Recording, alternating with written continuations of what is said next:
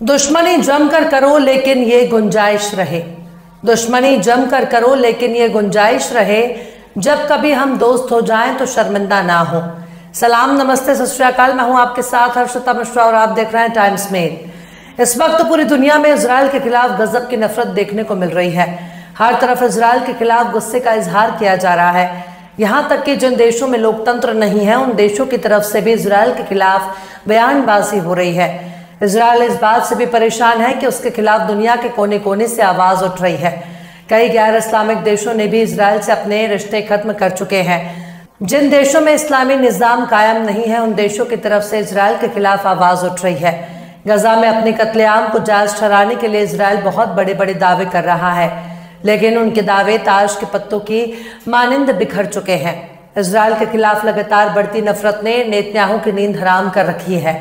एक तो पहले इजराइल के लोगों ने नेतन्याहू के खिलाफ मोर्चा खोल रखा है, वहीं दूसरी तरफ इजराइल के खिलाफ विरोध का दायरा बढ़ता जा रहा है। अब इजराइल के सबसे बड़े मददगार के अमेरिका भी इजराइल के खिलाफ नफरत फैल रही है, जिसे रोकने के लिए जो बाइडेन की पूरी मशीनरी लगी हुई है। लेकिन इजराइल के खिलाफ गुस्से शांत नहीं कर पा रही है, क्योंकि अमेरिका के छात्रों ने इजराइल के खिलाफ अमेरिका में ही मोर्चा खोल दिया, जिसे रोक पाने में अमेरिका बिल्कुल नाकाम नजर आ रहा है। अमेरिका भी नहीं चाहता कि इजराइल के खिलाफ किसी भी तरह की नफरत फैलाने की कोई गुंजाइश हो, क्योंकि अमेरिका के बड़े बड़े ओहदों पर इजराइल को समर्थन देने वाली विचारधारा ही राज कर रही है, जिन्हें ज़ायनिस्ट कहा जाता है। खुद अमेरिकी राष्ट्रपति जो बाइडेन भी खुद को ज़ायनिस्ट होने के बाद कबूल चुके हैं।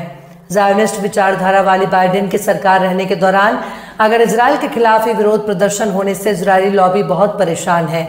ऐसे में अमेरिका में इजराइल के खिलाफ होने वाला विरोध प्रदर्शन एक बड़ी मुसीबत बनता जा रहा है, क्योंकि इजराइल के खिलाफ अमेरिका की बड़ी बड़ी यूनिवर्सिटी और कॉलेज में पढ़ने वाले छात्रों ने हल्ला बोल दिया है।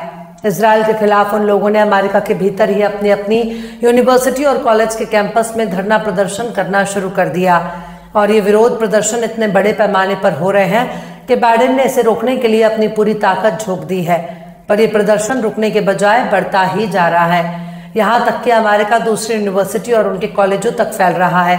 बाइडेन अपनी पूरी ताकत लगाकर विरोध प्रदर्शनों को रोकना चाहते हैं, क्योंकि अमेरिका में इसी साल चुनाव होने वाले हैं।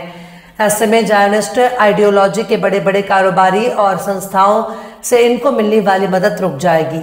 इसलिए अमेरिका में फ़लस्तीन के हक में आवाज़ बुलंद करने वाले छात्रों का बड़ी तादाद में गिरफ्तार किया जा रहा है। यहाँ तक कि उनकी पिटाई का मामला भी सामने आ रहा है। अमेरिका में इजराइल के खिलाफ विरोध करने वाले छात्रों में पुलिसिया एक्शन को पूरी दुनिया बहुत ही गौर से देख रही है। सबसे गौर करने वाली बात यह है कि ईसाइयों के साथ इजराइल के खिलाफ धरना प्रदर्शन करने वालों में बड़ी संख्या में यहूदी छात्र भी हैं, जिसके बाद अमेरिका के सबसे बड़े सिपह सालार के तौर पर जो बाइडेन के पसीने छूट रहे हैं। उन्हें अपने कुर्सी से विदाई का खतरा नजर आने लगा है, क्योंकि अमेरिकी चुनाव सिर पर है। और ऐसे वक्त में अगर अमेरिकी छात्रों पर एक्शन हो रहा है, अमेरिकी छात्रों की तरफ से विरोध प्रदर्शन हो रहा है, और इन विरोध प्रदर्शनों को अगर ताकत के जोर पर दबाया जा रहा है, तो ये कोई मामूली बात नहीं है। इसके बहुत बुरे नतीजे भी सामने आ सकते हैं, क्योंकि अमेरिका में होने वाले आम चुनाव से जो बाइडेन को बहुत बड़ी मुश्किलों का सामना करना पड़ सकता है। ऐसे में गुस्साई जनता जो बाइडेन की सरकार पूरी तरह से उखाड़ फेंकेगी। बाइडेन की सरकार किसी भी कीमत पर इन विरोध प्रदर्शनों को शांत करना चाहती है। बड़े पैमाने पर छात्रों को गिरफ्तार किया जा रहा है। उनके विरोध प्रदर्शन करने पर उन्हें पीटने की घटनाएं भी सामने आई हैं। यहाँ तक कि छात्रों को जबरदस्ती जमीन पर पटककर हथकड़ी पहनाई जा रही है और उनको गिरफ्तार किया जा रहा है। ज्यादातर छात्र इस वक्त इजराइल के खिलाफ आग उगल रहे हैं। उनको इससे मतलब नहीं है कि इजराइल एक यहूदी देश है, और उनको इससे भी मतलब नहीं है कि गजा के लोग मुसलमान हैं। अमेरिकी छात्र इंसानियत बचाने के लिए इस वक्त गजा के लोगों के साथ खड़े नजर आ रहे हैं। इजराइल अपने इस कत्लेआम को जायज ठहरा रहा है, लेकिन अमेरिकी छात्र इसे नाजायज ठहरा रहे हैं। लेकिन यही बात इजराइल को बहुत बुरी लग रही है। एक तरफ अमेरिकी छात्र लगातार विरोध प्रदर्शन कर रहे हैं, तो वहीं दूसरी तरफ मीडिया पर भी अमेरिकी पुलिस हमला कर रही है। कुछ तो ऐसी भी घटनाएं सामने आ रही हैं जो धरना प्रदर्शन को कवर कर रहे पत्रकारों पर पुलिस के जरिए हमला करते हुए देखे गया। यहाँ तक कि एक तस्वीर सोशल मीडिया पर खूब वायरल हो रही है, जिसमें एक कैमरा पर्सन धरना प्रदर्शन को कवर कर रहा था, लेकिन पुलिस ने उसे कैमरा समेत पीछे की तरफ उठाकर पटक दिया। वो जोर से चीखता भी है, चिल्लाता भी है, लेकिन उस पत्रकार की आवाज को नजरअंदाज करते हुए उसके साथ इस तरह की हरकत की गई। यहां तक कि पत्रकार को हथकड़ी पहनाकर गिरफ्तार तक कर लिया जाता है।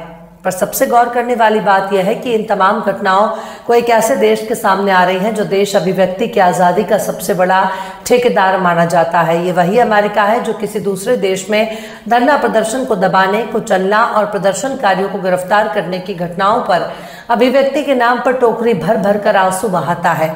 ये वही अमेरिका है जो पत्रकारों की स्वतंत्रता के लिए दुनिया भर के देशों पर सवाल उठाता है।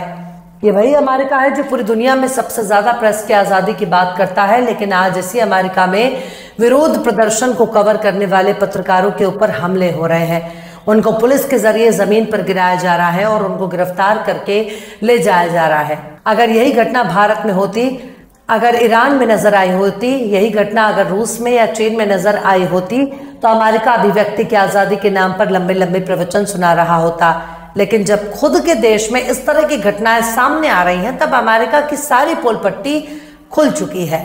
बेंजामिन नेतन्याहू ने इन विरोध प्रदर्शनों को यहूदी विरोधी करार दिया, जबकि बेंजामिन नेतन्याहू को यह बात समझ में नहीं आ रही है कि उनकी हर हरकत को यहूदियों की तरफ नहीं मोड़ा जा सकता।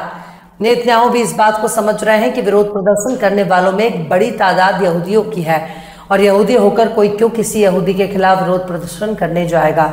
लेकिन जब मामला इंसानियत को बचाने पर आया है, तब यहूदी ईसाई भी एक होकर इजराइल के खिलाफ विरोध प्रदर्शन कर रहे हैं।